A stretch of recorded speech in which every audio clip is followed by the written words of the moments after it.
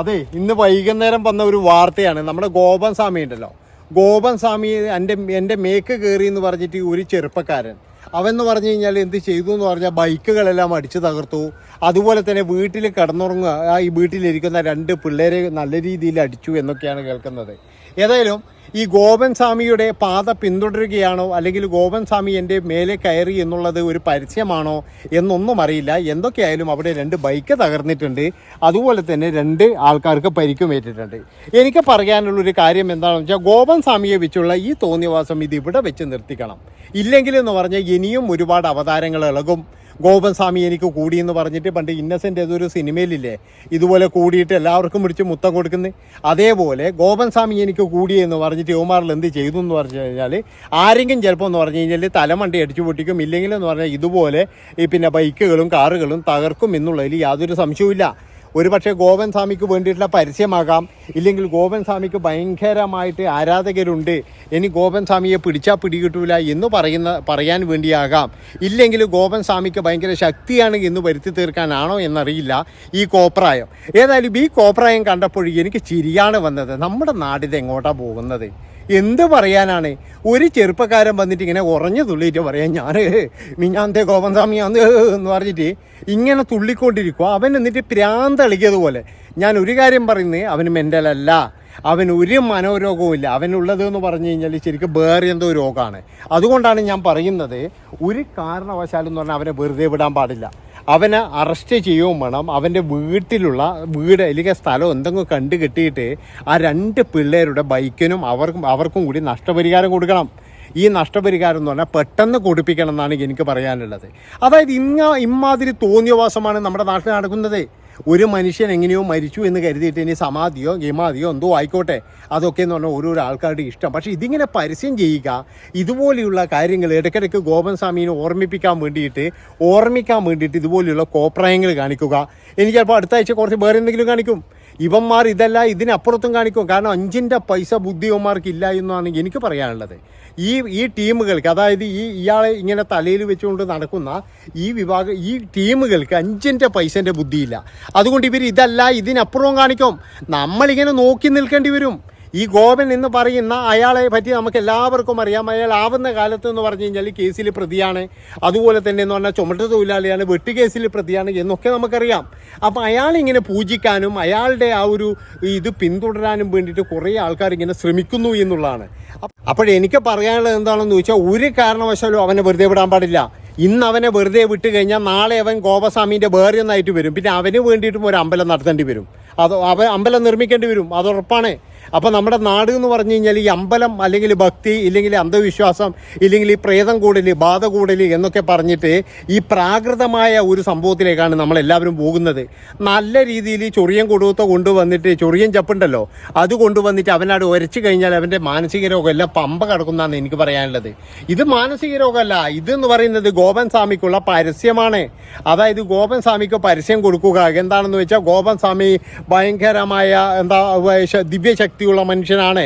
ഗോപൻ സ്വാമീൻ്റെ അടുത്ത് വന്നു കഴിഞ്ഞാൽ രോഗം മാറും, ഇല്ലെങ്കിൽ ഗോപൻ സ്വാമിയുടെ അടുത്ത് വന്നു കഴിഞ്ഞാൽ നമുക്ക് എക്സ്ട്രാ എനർജി കിട്ടും എന്നൊക്കെ പറഞ്ഞിട്ട് ഈ പിള്ളേർ എന്തിനാ പിടിച്ച് തല്ലിയെന്ന് എനിക്ക് മനസ്സിലാകുന്നില്ലടേ. അതാണ് എനിക്ക് അതിശയം തോന്നുന്നത്. വീട്ടിൽ കിടന്നുറങ്ങുന്ന കുട്ടികളെ പിടിച്ച് തല്ലുക, അതുപോലെ അവിടെയുള്ള വണ്ടികൾ തകർക്കുക. ഇത് ഏത് സ്വാമിയാണ് ഇത്? ഏതെങ്കിലും ഒരു സ്വാമി ചെയ്യുന്ന പണിയാണോ ഇത്? ഏതെങ്കിലും ഒരു സ്വാമീൻ്റെ ബാധ കൂടിയിട്ടുണ്ട് എന്ന് പറഞ്ഞിട്ട് ഇങ്ങനെ ചെയ്യുമോ? ഇനി ഗോപൻ സ്വാമിയുടെ ശത്രുതയുള്ളവനാണോ? അതായത് ഗോപൻ സ്വാമിയുടെ ബാധ കൂടിക്കഴിഞ്ഞാൽ നമ്മുടെ നാട്ടിൽ ഇതാണ് സംഭവിക്കാൻ പോകുന്നത് എന്നുള്ള പരസ്യം തന്നതാണോ എന്നും എനിക്ക് സംശയമുണ്ട്. കാരണം ഇതെല്ലാം എന്ന് പറഞ്ഞു കഴിഞ്ഞാൽ ഈ അന്ധവിശ്വാസികളാണ്. ഈ അന്ധവിശ്വാസികൾ എന്ന് പറഞ്ഞു കഴിഞ്ഞാൽ എല്ലാം എന്ന് പറഞ്ഞു കഴിഞ്ഞാൽ മാനസിക രോഗികളായിരിക്കും, അതുറപ്പാണ്. പിന്നെ പ്രത്യേകിച്ച് ഇവറ്റകൾക്ക് മനോരോഗമുണ്ട് ഇല്ലെങ്കിൽ മാനസിക രോഗമുണ്ട് എന്നൊന്നും പറയേണ്ട ആവശ്യമില്ല. ഈ പൊതുവേ എന്ന് പറഞ്ഞാൽ അന്ധവിശ്വാസികൾ അങ്ങനെയാണ്. അതുകൊണ്ടാണ് ഞാൻ പറയുന്നത്, ഇനി ഗോപൻ സ്വാമിയെ കരിവാരിത്തേക്കാനാണോ, ഇനി ഗോപൻ സ്വാമിക്ക് പരസ്യത്തിന് വേണ്ടിയാണോ ഇങ്ങനെ ചെയ്യുന്നത്, നമുക്കൊരു പിടുത്തമില്ല. അപ്പോൾ അതാണ് ഞാൻ പറയുന്നത്, ഗോപൻ സ്വാമിയെ വെച്ചുള്ള കളി എന്ന് പറഞ്ഞു കഴിഞ്ഞാൽ ഇവിടെ നിർത്തിയില്ലെങ്കിൽ നമ്മുടെ നാടിൻ്റെ പോക്ക് എന്ന് പറഞ്ഞാൽ വേറെ സ്ഥലത്തേക്കായിരിക്കും. അതായത് ഇനിയും ഒരുപാട് വരും ഈ ഗോപൻ സ്വാമിയുടെ പേര് പറഞ്ഞിട്ട്. ഗോപസ്വാമീൻ്റെ പേര് പറഞ്ഞിട്ട് പിരിവ് വരും. കാരണം എല്ലാവർക്കും എന്ന് പറഞ്ഞു കഴിഞ്ഞാൽ ഈ ഭക്തി എന്ന് പറഞ്ഞു കഴിഞ്ഞാൽ പൈസ ഉണ്ടാക്കേണ്ട മാർഗം തന്നെയാണ്. ഒരു പണിയും എടുക്കാതെ കുറച്ച് പൈസ ഉണ്ടാക്കേണ്ട ഏറ്റവും നല്ല മാർഗം എന്ന് പറഞ്ഞാൽ ഭക്തി മാർഗം തന്നെയാണ്. അതിനൊരു സമാധി കിട്ടിയപ്പോഴേ അതൊരു വലിയൊരു എന്താ പറയുക ഒരു വലിയൊരു കാര്യം പോലെയായി അവർക്ക്. അത്രയേ ഉള്ളൂ. ഇപ്പോഴെന്ന് പറഞ്ഞാൽ അവർക്ക് ഇനി അവിടെ എങ്ങനെയെങ്കിലും മാല എത്തിക്കണം. ഇനി അതിനു വേണ്ടിയിട്ടുള്ള കളിയാണോ എന്നൊന്നും നമുക്കറിയില്ല. കാരണം ഗോപസ്വാമി ആരും മറക്കരുത്. ഇടയ്ക്കിടയ്ക്ക് എന്ന് പറഞ്ഞാൽ ഗോപസ്വാമി ഇങ്ങനെ സോഷ്യൽ മീഡിയയിലും ടി വിയിലൊക്കെ ഇങ്ങനെ നിറഞ്ഞു നിന്നുകൊണ്ടിരിക്കണം. ഇപ്പോൾ ഇന്ന് ആ ഒരു ചെറുപ്പക്കാരൻ ആ ഒരു പ്രാന്തളി അതിന് ബാധ കൂടി എന്നൊക്കെ പറഞ്ഞിട്ട് അവൻ കളിച്ച കളിയിൽ എന്ന് പറഞ്ഞു കഴിഞ്ഞാൽ ഗോപസ്വാമിയെ 2-3 ദിവസത്തേക്ക് ഈ നമ്മുടെ സോഷ്യൽ മീഡിയയിൽ നിലനിർത്താനും ചർച്ച ചെയ്യാനൊക്കെയുള്ള ഒരു ഇതിട്ട് കൊടുത്തു, ഒരു കണ്ടന്റ് ഇട്ട് കൊടുത്തു എന്നുള്ളതാണ്. അതായത് ഇനിയിപ്പോഴെന്ന് പറഞ്ഞ ചർച്ചകൾ മുഴുവൻ തന്നെ ഗോപസ്വാമിയിലേക്കായിരിക്കും. ഗോപസ്വാമിയുടെ ബാധ എങ്ങനെ ഇവൻ്റെ മേലെ കയറി, എവിടെ നിന്നാണ് കയറിയത്, എങ്ങനെയാണ് ഗോപസ്വാമി നെയ്യാറ്റിൻകരയിൽ നിന്ന് ഈ സ്ഥലത്ത് എത്തിയത്, ഏത് ബസ്സിലാണ് എത്തിയിരിക്കുന്നത്, അല്ല ബൈക്കിൽ കയറിയാണോ എന്നൊക്കെയുള്ള സംഭവങ്ങളായിരിക്കും നാളെ മുതൽ ഓരോരോ ആൾക്കാർ കണ്ടുപിടിച്ചെഴുതുന്നതെന്ന് ഞാൻ പറയുള്ളൂ.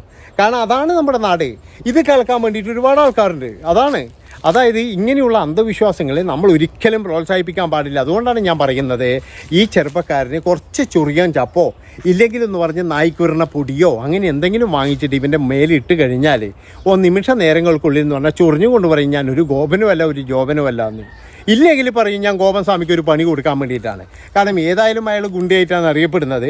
എന്നാൽ പിന്നെ അയാളുടെ ബാധ കയറി കഴിഞ്ഞാൽ ഇങ്ങനെയാണ് ഉണ്ടാവുക എന്ന് കാണിച്ചു കൊടുത്തു കഴിഞ്ഞാൽ ഗോപസ്വാമിനെ പ്രാർത്ഥിക്കാൻ വേണ്ടി ആരും വരില്ലല്ലോ.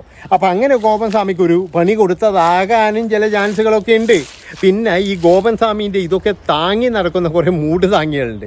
ഇവരുടെ അവസ്ഥ എന്ന് പറഞ്ഞു കഴിഞ്ഞാൽ വളരെ പരിതാപകരമാണ്. അതായത് ഇവരൊക്കെ എന്ന് പറഞ്ഞു കഴിഞ്ഞാൽ ഏറ്റെടുത്തിരിക്കുന്നത് എന്തിനാണെന്ന് വെച്ച് കഴിഞ്ഞാൽ ഇവർ ഭക്തിമാർഗത്തിൽ എന്തെങ്കിലും നക്കാപ്പിച്ച് കിട്ടുമോ, ഇല്ലെങ്കിൽ ഗോപസ്വാമിയുടെ പേരും പറഞ്ഞിട്ട് അവിടെ ഒരു വലിയ സ്ഥാപനം വന്നു കഴിഞ്ഞാൽ അതിൻ്റെ എന്തെങ്കിലും ആകാൻ കഴിയുമോ എന്നുള്ള ചില ആൾക്കാരുടെ ഒരു കുബുദ്ധിയുണ്ട്.